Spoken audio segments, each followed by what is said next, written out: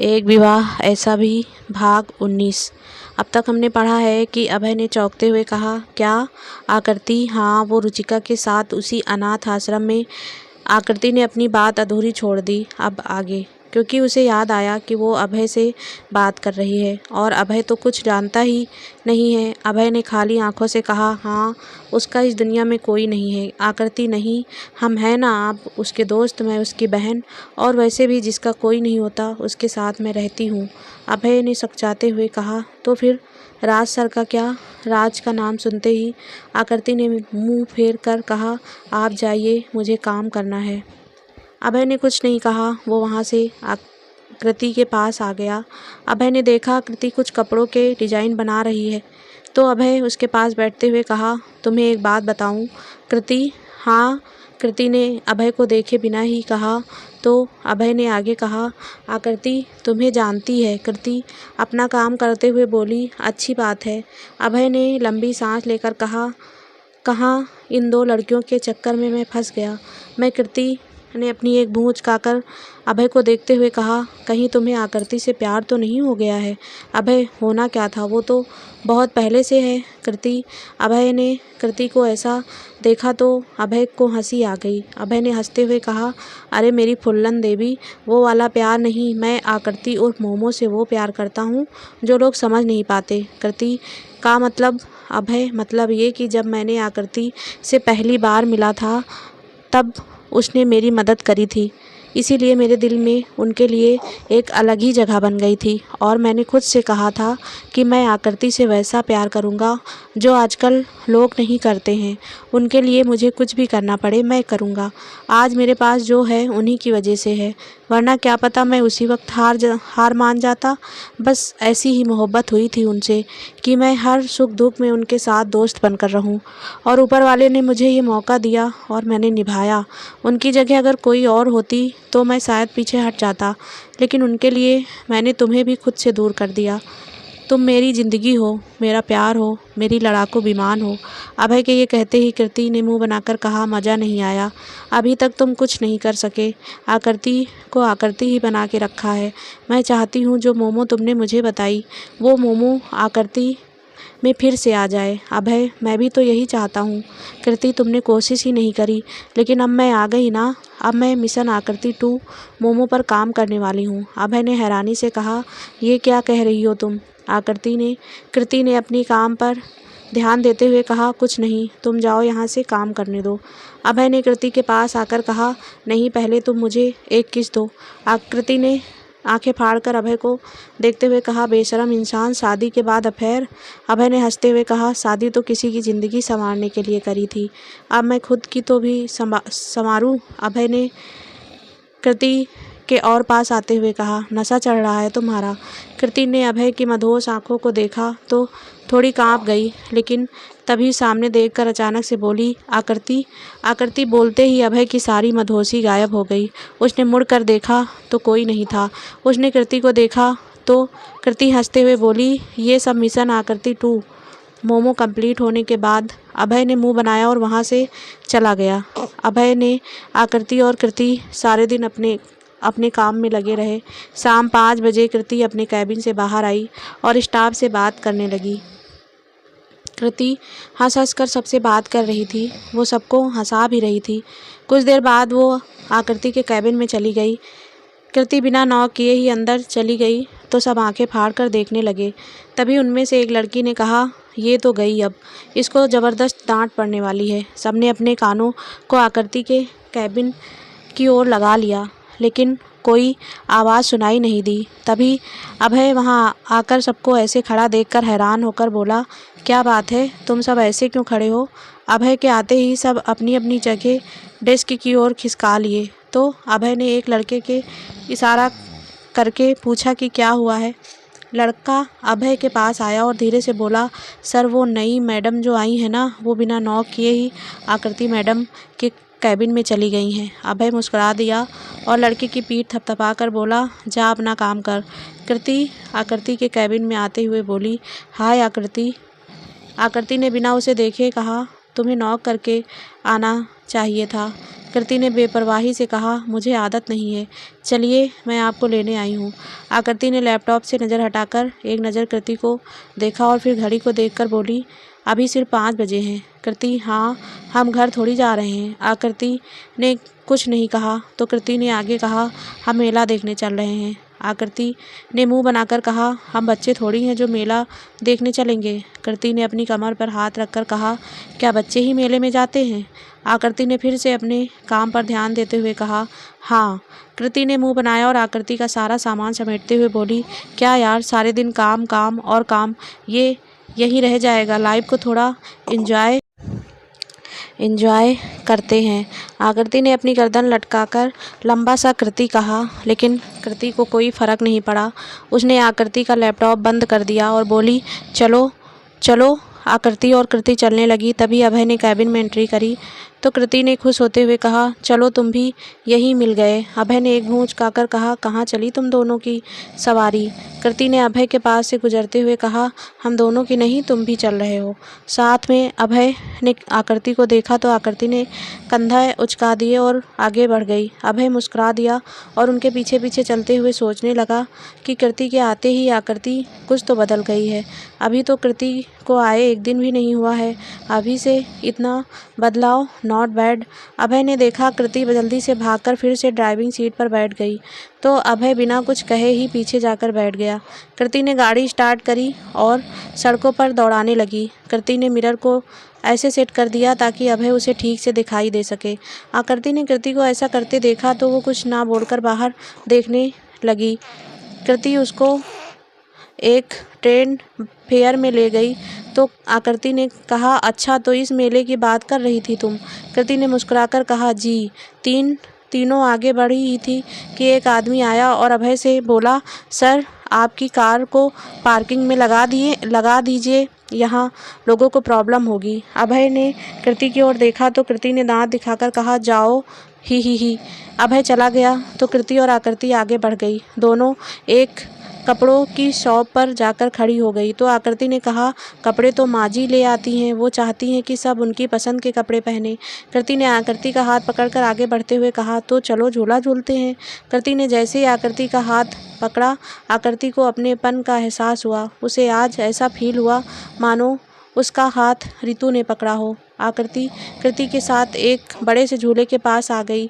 ये झूला नहीं, एक खतरनाक और डरावना सा जानवर जैसा था।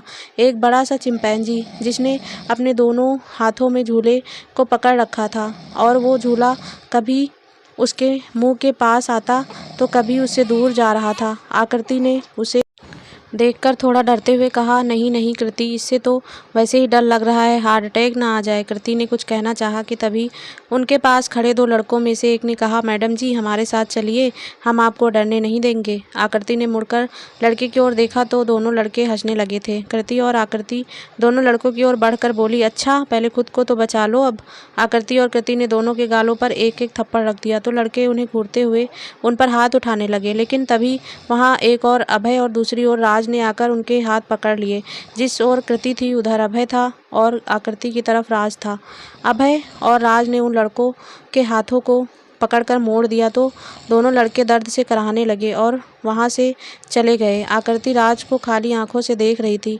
उसे बिल्कुल भी उम्मीद नहीं थी कि राज यहां आ सकता है। आकृति को ये सब सपने जैसा लग रहा था।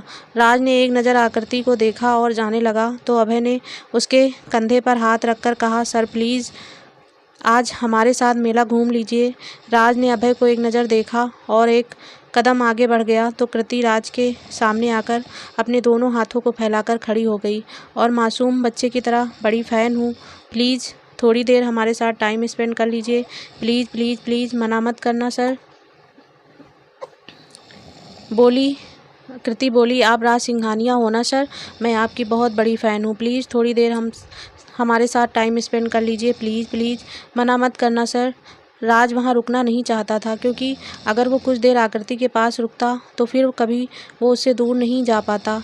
लेकिन अभय और कृति की जिद के आगे उसे झुकना पड़ा और वो उन सब में शामिल हो गया। राज ने अभय को देखा, जो उसे मुस्कुराकर देख रहा था। राज ने अपने हाथों को पॉकेट में रखा और वहाँ से शांति से खड़ा रहा। कुछ देर में सबका नंबर आ गया। झूले पर झूलने का एक लंबी सी सीट थी, जिस पर दो लोग आसानी से बैठ सके और डर लगे तो एक दूसरे को पकड़ सके। अभय और कृति ने अपने लिए एक सीट ले ली। राज और आकृति ने एक दूसरे को देखा तो दोनों ने ही आने से मना कर दिया। लेकिन तभी झूले वाले ने कहा, सर क्यों मेरे पेट पर लात मार रहे हो? एक सीट खाली ही रह जाएगी, बैठ जाइए। आप दोनों की जोड़ी भी इतनी अच्छी लग रही है कि एक दूसरे के साथ होते हुए आपको डर नहीं लगेगा। राज आगे बढ़कर बैठ गया तो आकृति भी उसके साइड में बैठ गई। कुछ देर में झूला चलने लगा था। सब जोर जोर से चिल्लाने लगे, लेकिन राज और आकृति की चीख अंदर ही थी। राज को डर नहीं लग रहा था, लेकिन आकृति जैसे जैसे झूला ऊपर जा रहा था वो डर रही थी। आकृति ने डर के कारण राज की बाजू पकड़ ली तो राज ने अपना चेहरा घुमाकर उसे देखा तो आकृति आंखें बंद करके बैठी थी। राज आकृति को इतने दिनों बाद करीब से देख रहा था। आज भी वो वैसी ही थी, उतनी ही खूबसूरत, मासूम। राज ने आकृति को देखना जारी रखा तो उसे महसूस हुआ कि आकृति कांप रही थी। राज ने आकृति के चेहरे को छूकर कहा, तुम ठीक हो डोरा? आकृति ने आंखें बंद किए हुए कहा, प्लीज़ इसे झूले को रुकवाइए सिन, प्लीज़ मुझे डर लग रहा है। राज ने आकृति को अपनी बाहों में ले लिया तो आकृति ने भी अपने आप को राज की बाहों में छुपा लिया। राज झूले के रुकने का इंतज़ार करने लगा, लेकिन वो तो रुकने का नाम ही नहीं ले रहा था। कैसे रुकता? कृति ने ज़्यादा पैसे जो दे रखे थे। कृति ने झूले वाले से कहा था, जब तक मैं इशारा ना करूं झूला रुकने नहीं चाहिए। अभय और कृति का सारा ध्यान राज और आकृति पर था, इसीलिए उन्हें डर भी नहीं लग रहा था, क्योंकि दोनों का मकसद था राज आकृति को मिलाने का, और ये उन्हें पूरा होता नज़र आ रहा था। जब झूला नहीं रुका तो राज को गुस्सा आने लगा, क्योंकि आकृति बहुत ज़्यादा डर रही थी। राज आकृति को सीने से लगाए हुए खड़ा हो गया और झूले वाले को रोकने के लिए बोलने लगा। राज की आंखें गुस्से से लाल हो रखी थी, तो झूले वाले आदमी ने डरकर अचानक ही झूला रोक दिया, जिससे सबको झटका लगा। चूँकि सब बैठे थे इसीलिए ज़्यादा कुछ नहीं हुआ, लेकिन राज आकृति के खड़े होने के कारण वो दोनों ही झटका लगने से संभल नहीं पाए और अपनी सीट से हटकर नीचे गिरने लगे। आकृति राज के सीने से लगी थी। उसने कसकर राज को पकड़ रखा था, लेकिन राज के हाथ खाली थे। उसने नीचे जाते हुए एक लोहे की डंडी को पकड़ लिया जो झूले पर लगी थी। राज अपने दोनों हाथों से डंडी को पकड़े था और आकृति राज को कसकर पकड़े थी। आकृति ने अब भी आंखें बंद ही करी हुई थी। उसे तो पता ही नहीं था कि वो दोनों लटके हुए हैं। जब आकृति को लगा कि उसके पैरों तले कुछ नहीं है तो उसने राज पर अपनी पकड़ ढीली कर दी। तभी राज ने कहा, छोड़ना मत, पकड़े रखो वरना गिर जाओगी। आकृति को जब पता चला कि वो दोनों वहाँ लटके हुए हैं, लेकिन कब तक लटके रहते। आकृति ने राज को छोड़ना चाहा तो राज ने अपनी लाल आंख दिखाते हुए कहा, खबरदार, अगर छोड़ा तो एक बार दूर जा चुकी हो, अब नहीं जाने दूंगा।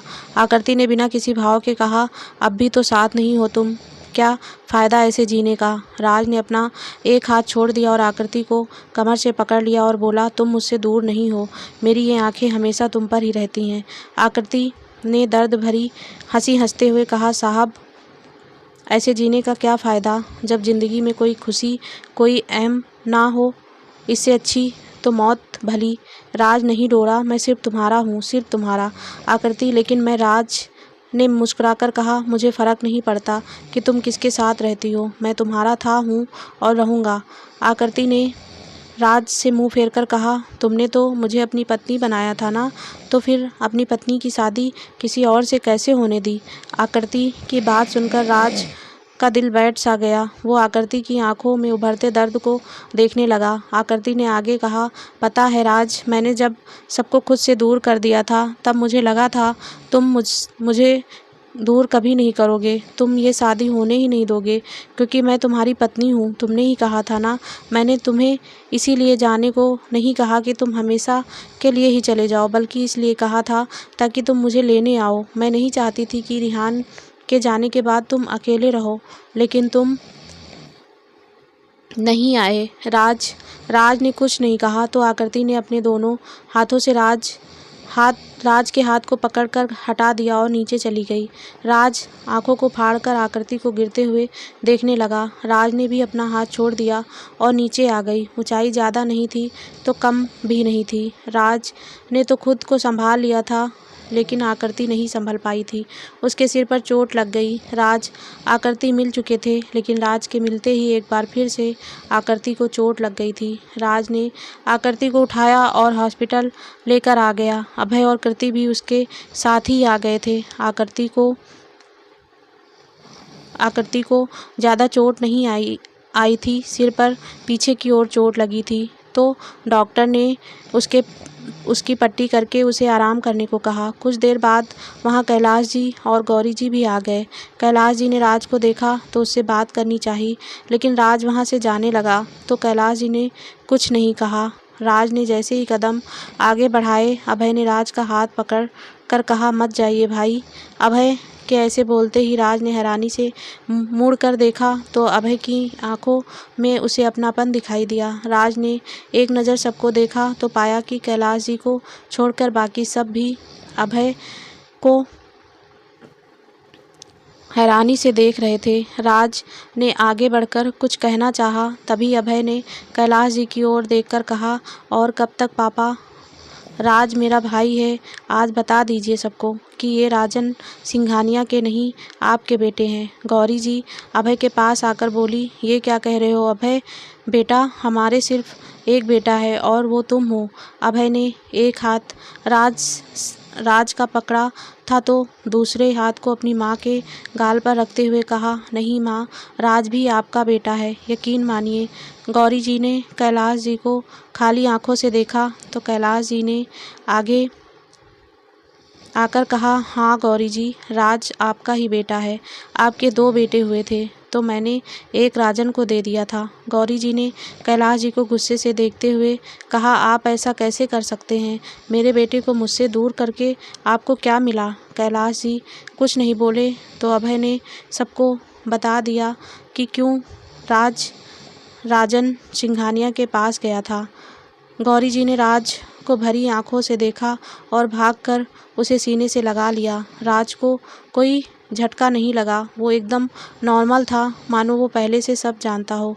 राज ने अपनी माँ को गले लगाए हुए कहा, आई मिस यू माँ, मैंने आपको बहुत याद किया।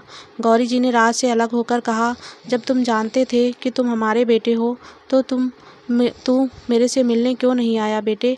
राज, नहीं माँ, पापा भी तो सब जानते थे, उन्होंने कभी कोशिश ही नहीं की मुझे लाने की या आपसे मिलाने की। मैं कैसे आप सबको परेशान कर सकता था?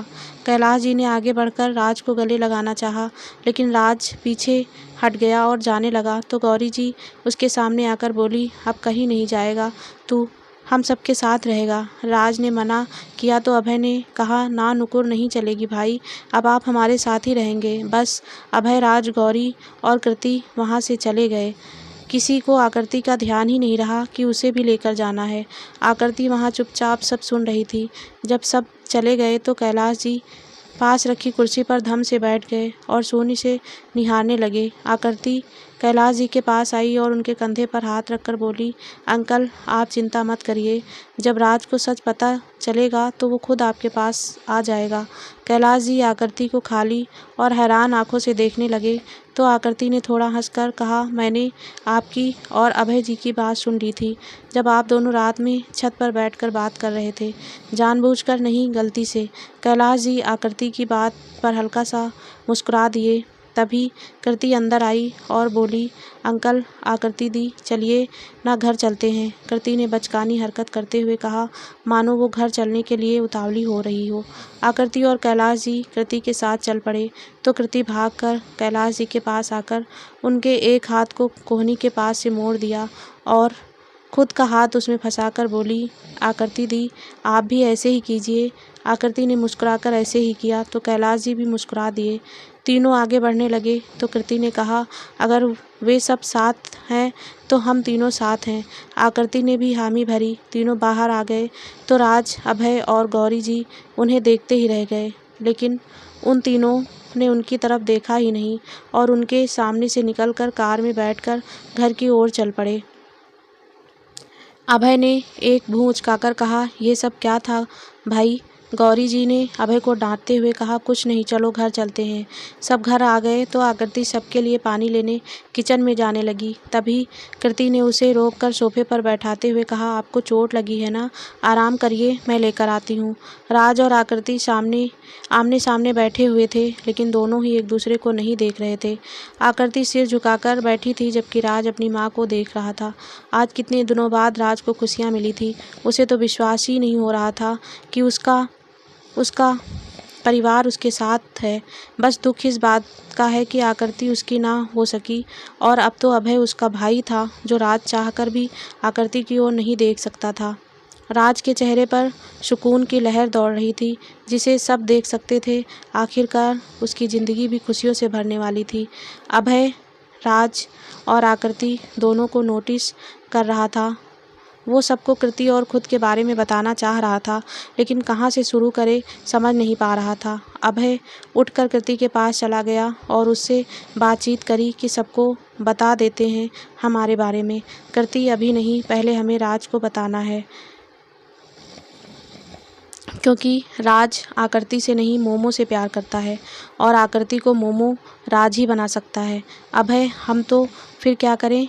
कृति ने गिलास रखी प्लेट उठाई और जाते हुए बोली, अब देखो मैं क्या करती हूँ। कृति ने सबको पानी दिया और सबके साथ बैठ गई। अभय भी वहाँ आ गया तो कृति ने कहा, आकृति दी, अब आप कुछ दिन घर पर ही आराम करिएगा, जब तक आप पूरी तरह से ठीक नहीं हो जाती। आपका बाहर जाना बंद। गौरी जी, हाँ, ऐसे में मैं तुम्हें कहीं नहीं जाने दूंगी बेटा। तुम चाहे कितनी भी जिद करो, अब तुम्हें घर ही रहना है। आकृति ने कुछ नहीं कहा तो कृति ने आगे कहा, राज सर, आप तो अब आंटी के साथ ही रहेंगे ना? काम वाम तो होता रहेगा। गौरी जी, हाँ, अब तो कहीं नहीं जाएगा। राज ने मुस्कुराकर कहा। हाँ में सिर हिलाया और एक नज़र आकृति को देखा तो उसके दिल में एक ठीस उठी। वो आकृति का बुझा चेहरा नहीं देख सकता था, लेकिन कर भी क्या सकता था। कुछ देर बाद आकृति अपने कमरे में चली गई तो कैलाश जी भी उठकर जाने लगे। उनका चेहरा भी लटका हुआ था। तो गौरी जी ने कहा, सुनिए, मैं भी आती हूँ, मैं भी थक गई हूँ। कैलाश जी ने मुस्कुराकर कहा, जी आइए। दोनों चले गए तो अब वहाँ राज, अभय और कृति बचे थे। राज ने अभय से कहा, मेरा रूम। अभय राज के पास आकर उसकी गोद में सोते हुए बोला, आपको रूम तो बता दूंगा, लेकिन उससे पहले आपको कुछ झटके तो दे दूं। राज ने प्रश्नवाचक नज़रों से अभय को देखा तो अभय ने हंसते हुए कहा, क्या भाई, आप डर गए? राज ने अभय के गाल पर चपट लगाकर कहा, डरा नहीं, लेकिन तूने बोला ही ऐसा कि सोचने लग गया। अभय, हाँ, सोचना बाद में, पहले हमारी बात सुनो। राज, हाँ, सुनाओ। अभय ने कृति की ओर मुँह करके कहा, आई लव यू कृति।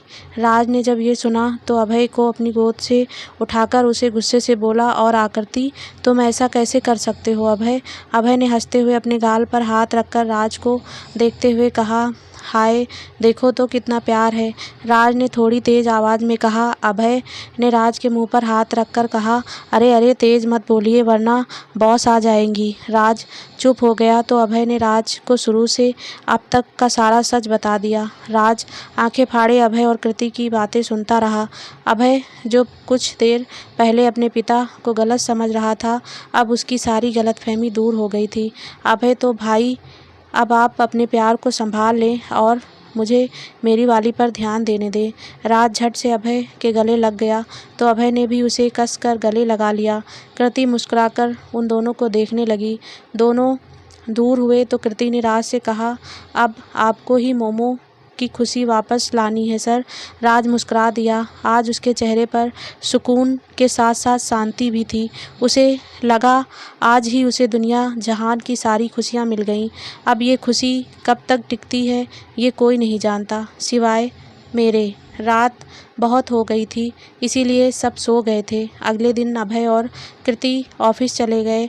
आकृति को कहीं जाना नहीं था तो वो किचन में आकर काम करने लगी। कैलाश जी और गौरी जी आज अपने किसी दोस्त से मिलने जाने वाले थे तो आकृति नौकरों से कहकर उनके लिए जल्दी खाना बनवा रही थी।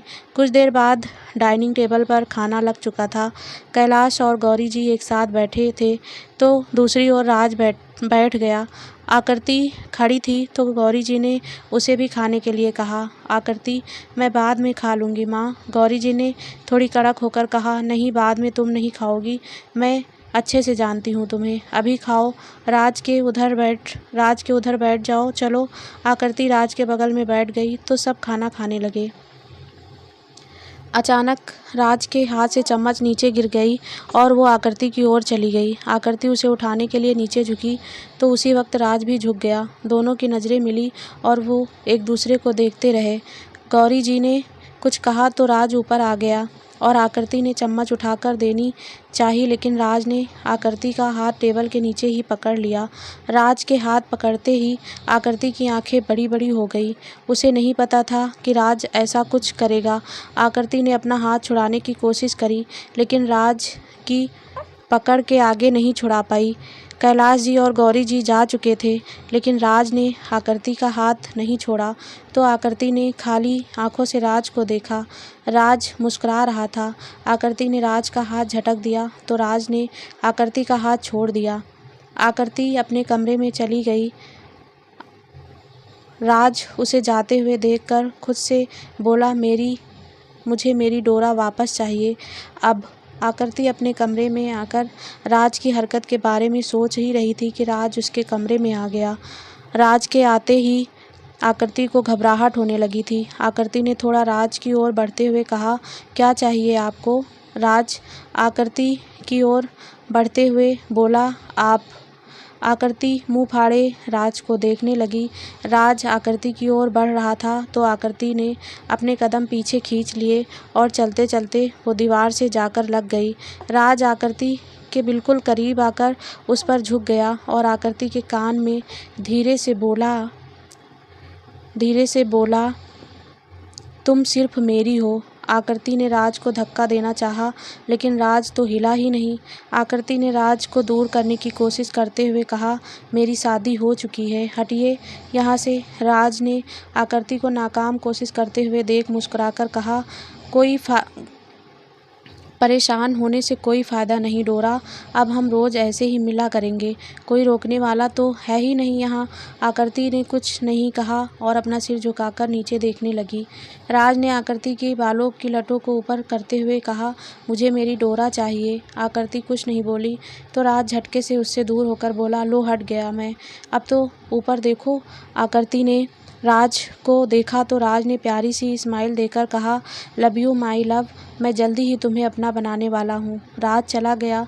आकृति बुत्त बनी खड़ी थी और सोचने लगी, अब इसे क्या हो गया है? कल तक तो ये अभय के लिए मुझे छोड़ रहा था, आज मुझसे प्यार की बातें करने लगा। इनका कुछ समझ ही नहीं आता है। आकृति ने अपना सिर झटका तो उसे थोड़ा दर्द हुआ और उसने पास रखी दवा खाई और सो गई। राज और आकृति के बीच की सारी कांटे निकल गए थे। अब बस उन दोनों का एक होना बाकी था। राज सारा सच जान चुका था, लेकिन आकृति अभी अनजान थी।